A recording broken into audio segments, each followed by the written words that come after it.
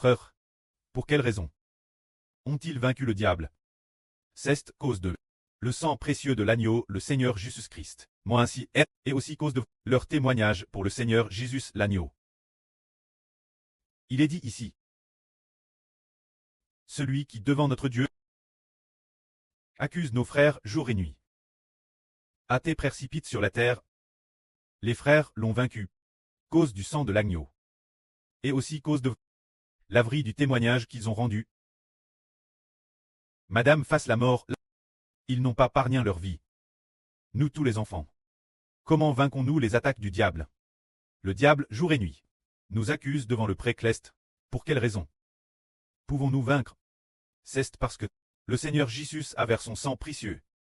Parce que nous avons foi dans le sang vers du Seigneur Jésus. Et foi dans le Seigneur Jésus de l'Évangile. Et aussi parce que nous avons prêché l'Évangile à l'homme. Ainsi nous avons vaincu le diable. Regardons ceux qui ont foi dans le nom du Seigneur Jésus. Et ceux qui font tous leurs efforts pour prêcher l'Évangile, ils ont remporté une grande victoire. Peu importe comment le diable attaque, il ne peut pas les vaincre. Au contraire, eux, plus il les attaque, plus leur vie devient meilleure. Regardons. Ces frères de l'époque apostolique. Non seulement ils ont cru au nom du Seigneur Jésus, mais ils ont aussi fait tout leur possible pour battre les frères et sœurs.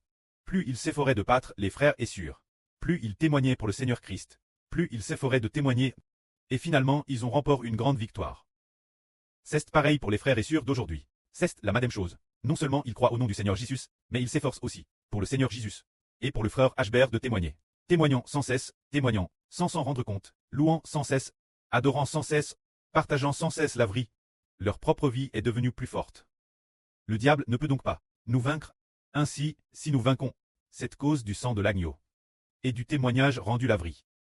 Se dire la vie, se dire le Seigneur Christ, et aussi le frère Hbert. Quand l'agneau, il est la fois le Seigneur, en fait, le Seigneur dit aussi que le frère Hbert et le Seigneur ne forment qu'un seul corps. Il est la fois le Seigneur et le frère Hbert. Alors, ceux qui croient au frère Hbert et au Seigneur, et qui, pour le frère Hbert et le Seigneur, rendent témoignage, ont finalement tous vaincu.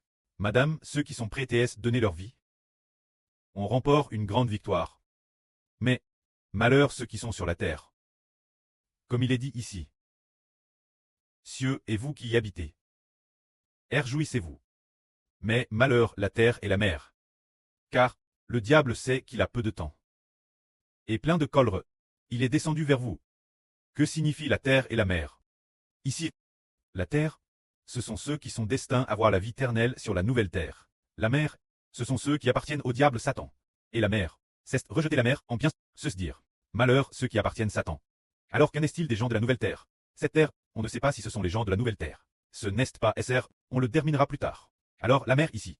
Ceux qui appartiennent Satan ont du malheur, parce que Satan sait qu'il a peu de temps. J'ai dans le temps de feu et de soufre, ou que le temps où il est lit et court. Alors, il est descendu sur la terre rempli de fureur, pour séduire toutes les nations et toutes les tribus, et attaquer Dieu, pour séduire les gens de toutes les nations et de toutes les tribus, attaquer Dieu, persécuter les enfants de Dieu, afin qu'après avoir poussé le mal son comble, il puisse les faire prier avec le diable. C'est la ruse du diable. Le diable veut séduire toutes les nations et toutes les tribus, pour qu'ils marchent avec lui, et ainsi, persister ensemble Dieu, pour qu'avec le diable, après avoir fait le mal l'extrême, ils finissent par prier avec lui. J'ai dans le temps de feu et de soufre, c'est en cela que le diable a du malheur. C'est pourquoi il est dit ici, que le diable sait qu'il a peu de temps. Et plein de fureur, et menaçant, il est venu sur la terre. Ce moment tel, quand le grand dragon vit qu'il avait te précipite sur la terre, il persécuta la femme qui avait enfant le fils. Il déteste profondément le fils, mais, comme il ne pouvait plus vaincre le fils, il détesta la femme qui avait enfant le fils.